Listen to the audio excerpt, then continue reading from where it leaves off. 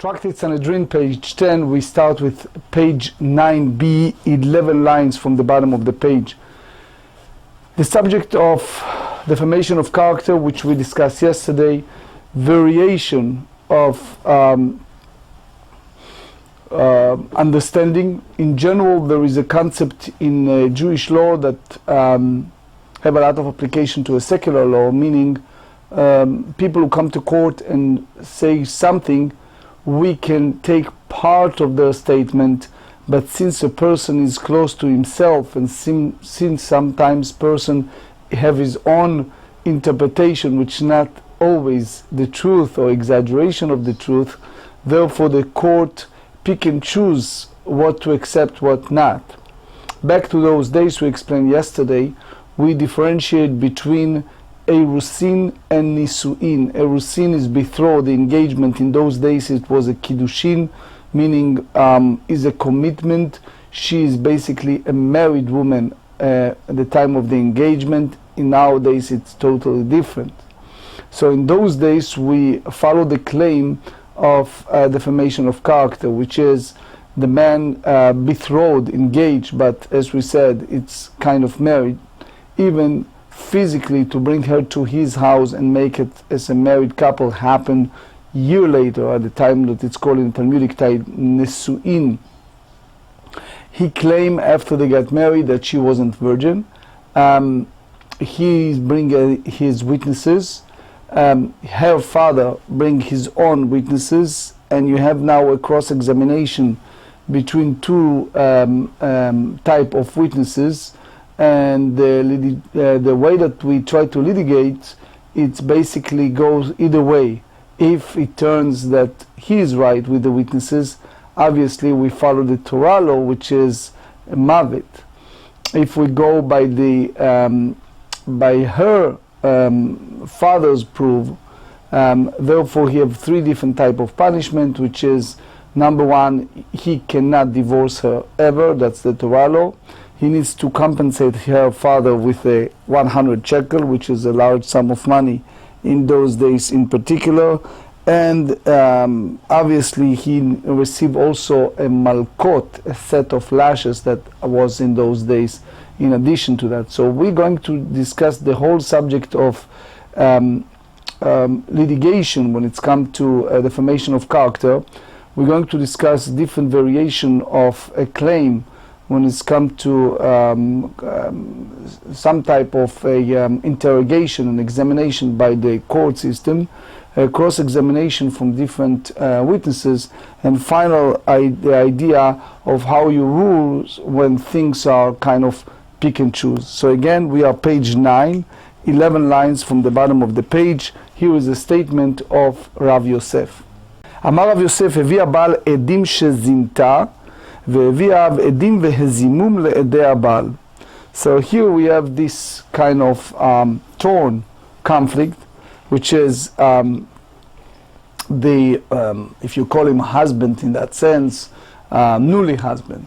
So he basically bring witnesses that say that she wasn't virgin, in the sense he claimed that she wasn't faithful, because between Erusin to the Nisuin, it was Maaseh Kiddushin, it was a matter of betrothed.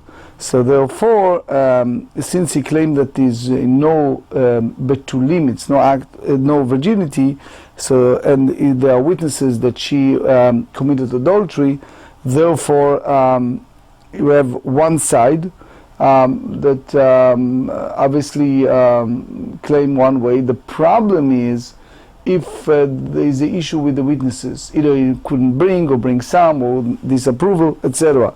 So he come here to court and he said, all right, I don't expect the court to impose any form of sense of punishment, but I would like to be free from my ketubah. As you know, the rabbis instituted a marriage contract, which called in Talmudic nowadays ketubah.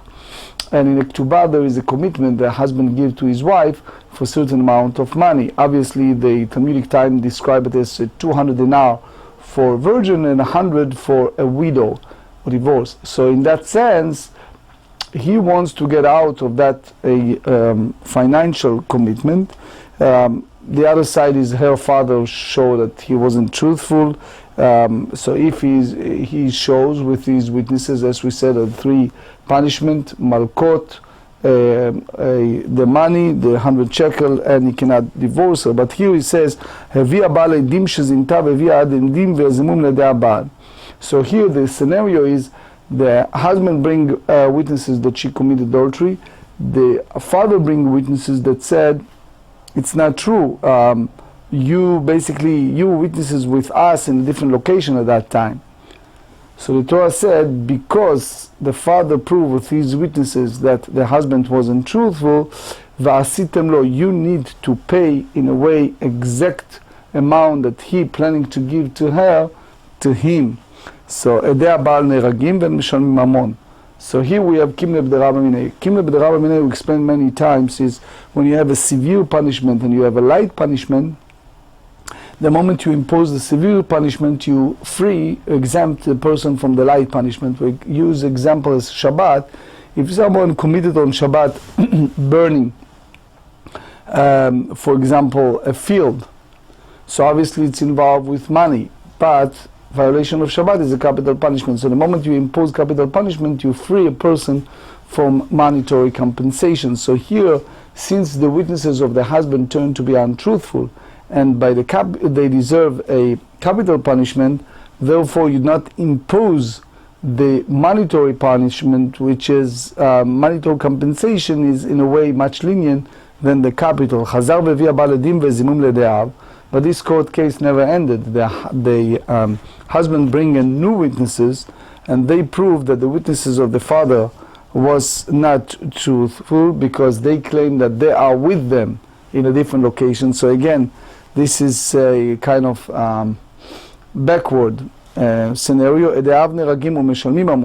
In this case, the witnesses of the father need, we impose on them capital punishment, but in addition, they need to pay the 100 shekel, because they are the one who planning to do it, and we do not hold the kimle b'derabah minei this rule. Why? Mamon lezeh unfashot lezeh. Mamon lezeh, which means the money is for this victim, which is the husband, and their lives are for the set of witnesses who will have been killed. So since the liability to retrieve the death penalty and the financial liability were caused by their offenses against different people, these are deemed separate transgressions, and consequently they receive both punishments.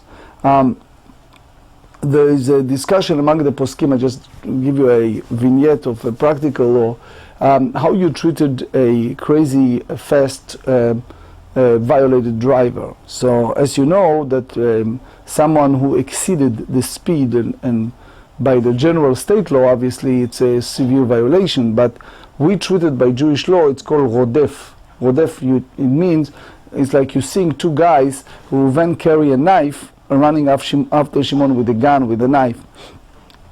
So the question is, do you impose kimle b'derabah minei or not, when it's come also with a monetary compensation? It's a discussion among the poskim. V'amar Rav Yosef ploni reva'o le'onso hu ve'acher mitztarfin lehorgo.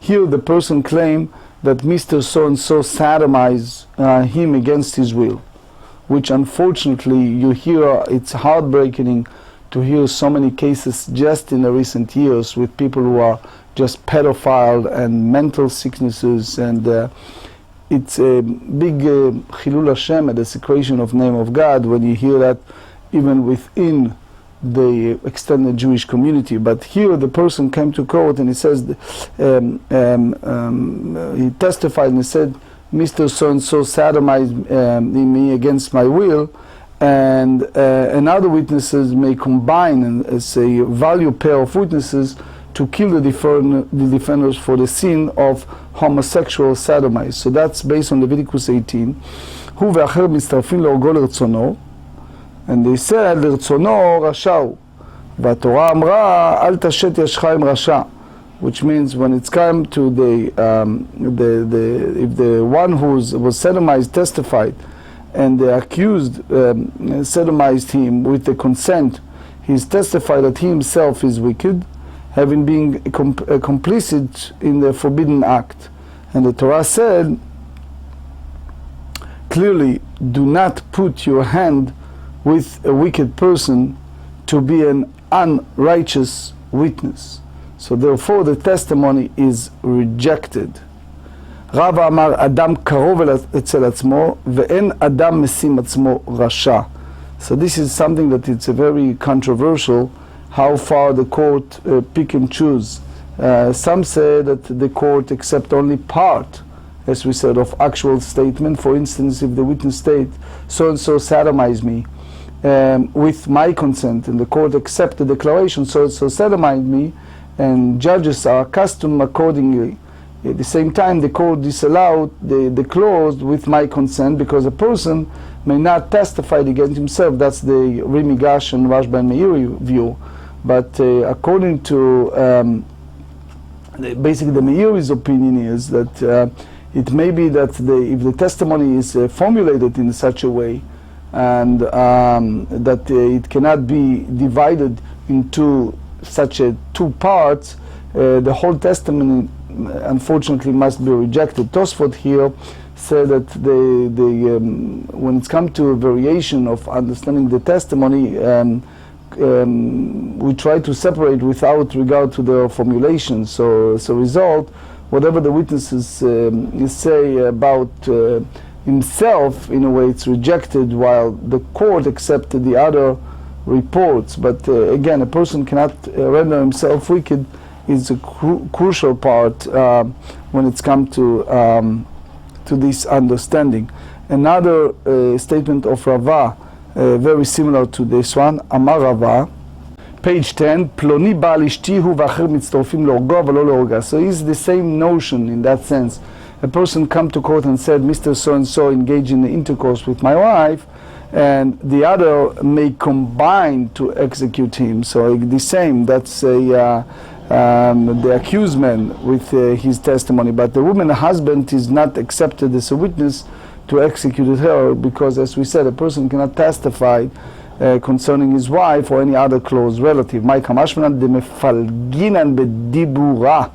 So the idea, it means that we basically divided the statement of the witness in order to accept part of the testimony, while rejecting the inadmissible part. So the question is, it means that he is deemed credible when it's come to that person, but not to his wife. They said, Hainu hach. So they said, Ma'udetem adam karov etzel tzmo amrinan. Etzel ishto lo amrinan. We said that the person is close to himself when it's come to himself. But with regard to his wife, one might think that we do not say that the entire testimony be either accepted or rejected. So therefore, the second case teaches us that with regard to one's wife, Kamash Melan, so we divide the statement, and the testimony concerning his wife is disregarded. So again, here we talk about those Talmudic cases, which is based on Deuteronomy 22, a person have intercourse with a betrothed young woman. So again, if it was Hazama, if it was turned to be a conspiring witnesses, so they obviously, because they executed, they don't they're not liable to pay the money, as we explained earlier. The kimle b'derabba minei, bito shel ploni v'uzmu neragim mishalmim mamon. But if it's the daughter of so and so, so those conspiring witnesses, in addition to be executed earlier, they need to pay the money. Mamon leze unfashot leze, as we said earlier. So the money is for the victim, which is the father of the young woman who stood to lose part or all of her marriage contract, and their lives are for the victim, which is the man and woman accused of adultery. They are liable to receive both punishments. If someone said about others that Mr. So-and-so have bestiality with an ox, and then it turned the court to do which said again, it's both, not only a examination, but also total interrogation, and it turns that it was a lie. So they were rendered conspiring witnesses, they are executed, and the testimony will put the accused to death. That's a biblical term. ואין משלמים ממון, but they're not liable to pay money for the ox because their testimony did not pertain to any ox in particular. But if they specified he engaged with bestiality with ox so and so, שורו של פלוני והוזמו נהרגים משלמים ממון, ממון לזה ונפשות לזה, the same mindset that it involved both the execution for the one person and the money is for the others. Hatu lamali, why you need both cases? Hainu hach, it's basically identical to the other case. Mishum deka bai ba'aya ilava. The bai rava, ploni rava shori mau. Ami אמרין קרוב אדם עצמו לעצמו ואדם קרוב אצל ממונו, אמרין אדם קרוב אצל ממונו. Do you say that the person is close to himself or he close to his, in a way, money? So there's not, we say the status of relative, it's not applied to a person's property. Consequently, the ox would also be executed because his testimony about his own animal is admissible. Or you said a person has the status of a relative with regard to his property, and therefore his testimony about his ox is inadmissible. So the Gemara says, "Batar debaya adar upashta adam korov etzel atzmo v'adam korov etzel mano." A person is relative to himself, but not when it's come to his property. So the ox is executed. Makot b'shlosha menan emile. When it's come to lashes, you need to have a court of reside of 3 judges. How do you know the proof? Amarav vuna amarka ushfatum. The Torah said clearly in Deuteronomy chapter 25 that they and the judges judge him, and it's written in the plural, shnaim. Since you don't have uneven court of only 2 judges, so therefore you add another person, you have 3 judges, so it's an even number of the judges, and the court adds to them 1 more, הרי כאן 3, so the total are 3 judges there. אלא מטב והצדיקו 2 והרשיעו 2, הרי כאן 7. The Torah said it's justified that 2, they condemn the 2, and the same mindset should be 7 because you add all these together, so it's 3 plus 2 is 5 plus 2 is 7. Ula said, what do you have the indirect reference in the Torah that's applied to conspiring witnesses? So he said, Remez ledim zomi ba'aktiv gasher zamam. Where in the implication, the Torah said clearly in Deuteronomy chapter 19 that you should pay back the exact way that the person, that those planted. Ela remez ledim zomi shelokim minayin. How do you know the indirect reference that those conspiring witnesses deserve lashes? So they said, Echtiv v'yitzdiku et hatzdik v'yirshiu et harasha. They said that they justify the just and they condemn the wicked. So the way we derive from that if the wicked man deserved to be beaten, and the judges shall cause him to lie down and to be beaten before his face. That's the concept, the biblical concept of Malkot. Obviously we don't implement it in a modern day, but you get the concept, which is important because you get the structure of a logical mindset of the Torah. משום דצדיקו את הצדיק וירשו את הרשע והאם בנקות הרשע, אלא עדים שהרשיעו את הצדיק ועטו עדי אחרינה והצדיקו את הצדיק מעיקרה ושווים לו הנחשים והיה בנקות הרשע. So that's the idea of contradiction between the conspiring witnesses, and finally you come out with the clear justice. So therefore you impose upon the person who is basically vindicated to be kind of witness to the way that we implemented the penalty to the one who wanted to basically ruin his life. ותאפוק למילות תענה, משום דאבל אליו שאין בו מעשה, וכל אליו שאין בו מעשה אין לוקים בו. Because this is not involving action, so therefore you don't flag for it. משום רבי ישמעאל אמרו ב-23, רבי ישמעאל said that the court needs to reside with 23 judges, not only with 3.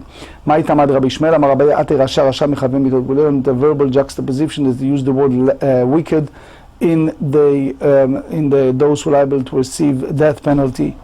The way it's written, it's כתיבה חוויה בנקות הרשע וכתיבתם אשר הוא רשע למות. So the both places use the word wicked, רשע.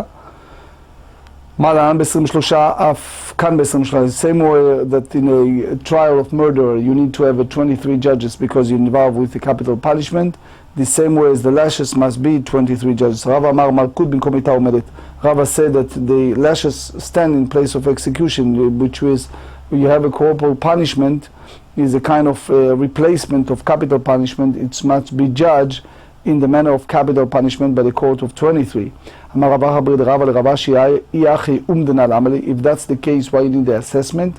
Says Lemachye V'Ma'e Lemut, which means that they strike him, but if the transgressor die, meaning that he die out of those physical punishment, so therefore let him die. Amar Ka v'nikle achicha le'enecha. The Torah said in Deuteronomy 25, then your brother will be dishonored before your eyes. So it teaches us, Ki machit agaba dechayei machit. When you strike upon the back of a live person, because after he's dead, he is not called your brother. Rav Acha, son of Rava, continued to ask Rav Ashi, and he said, אלעד תניא עמדו לקבל 20 אין מכים אותו למכות הראויות להשתלש וכמה הם תמני ישראל. How many they are? It's basically 18. Page 10, למחיה 20 וחדה. So why should not they strike him with 21 lashes? Because that's the minyan הראוי להשתלש, that basically go by the if you go by the medical evaluation, so he will still be alive after the 20, so there will no concern of flogging a dead man. If it just happened that this one caused him death, so let him die. So the hakim achet agaba dechayei kamachet, because the back of living man, when the core striking, so if so, it should not receive the last blow. אמר לי המלכה ונקלה אחיך לעיניך אחר שלקה אחיך בעינה ולקה. So the whole concept of nikle achicha be'enecha, which means you don't do it in a way that it cost him a final death. The whole idea of the assessment, the Rambam said in the Ilchot Sanhedrin chapter 17, whenever an individual is sentenced to receive malkot, doctors evaluate how many malkot, how many lashes in those days he is capable with withstanding without being killed. In addition, they flag him only with an amount of malkot that it can be divided to 3. So therefore, if the physicians determines that he can absorb 20, he receive only 18, and that's the whole concept that we differentiate between the structure of punishment of malkot than the punishment of a total execution.